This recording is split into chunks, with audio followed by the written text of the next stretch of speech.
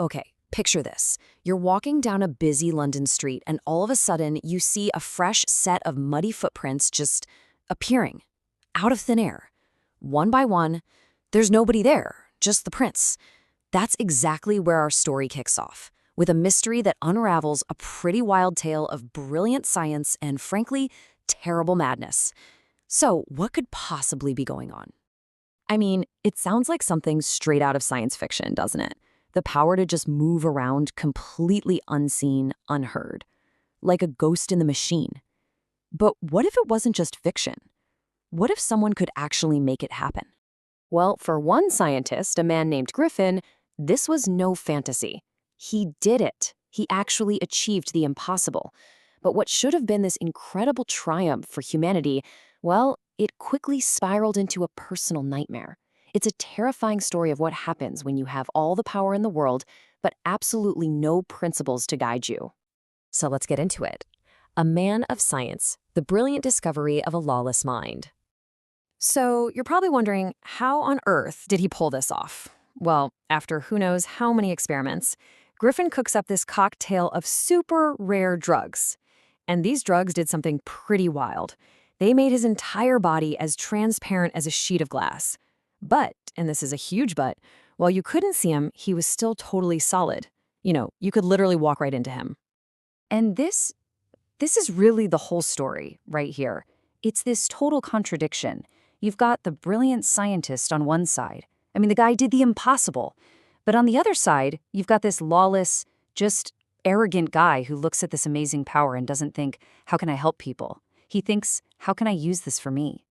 And that brings us to our next section, A Trail of Chaos. This is all about the scientist's descent into crime. And look, this wasn't some slow slide into villainy. It was an immediate nosedive. It's like the second he became invisible, he decided the rules just didn't apply to him anymore. His first move, pure revenge. He sets his landlord's house on fire. From there, it just gets worse. Theft, and then violent assault and robbery. It's like his genius was a runaway train with no brakes and absolutely no moral compass. But here's the kicker. To be completely invisible, he couldn't wear any clothes. And we're talking about the middle of a freezing cold London winter.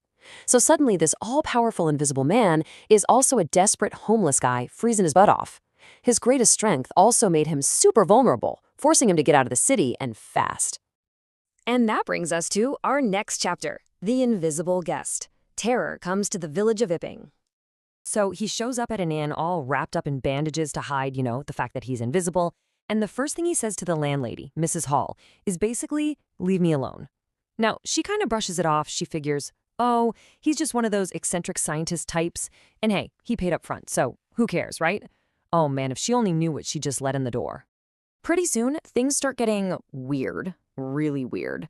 The local clergyman gets robbed by, well, nobody. The Halls walk into Griffin's room, which should be empty, and suddenly the furniture comes alive and starts attacking them.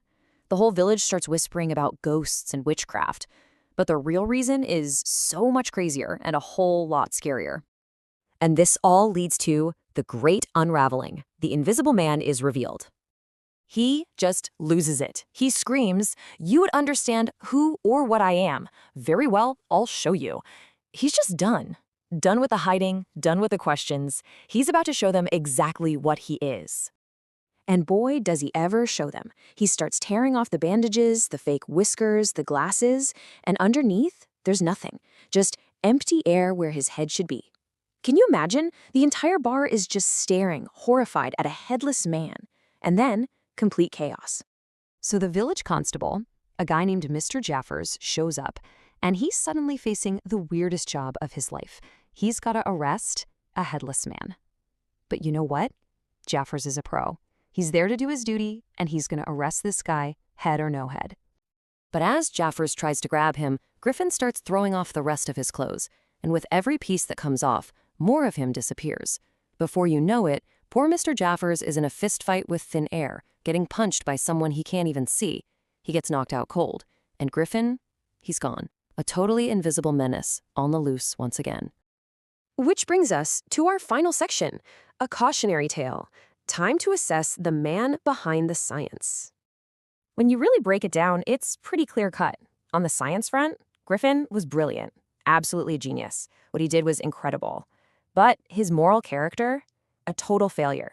The guy was lawless, violent, arrogant. He had zero moral values to speak of.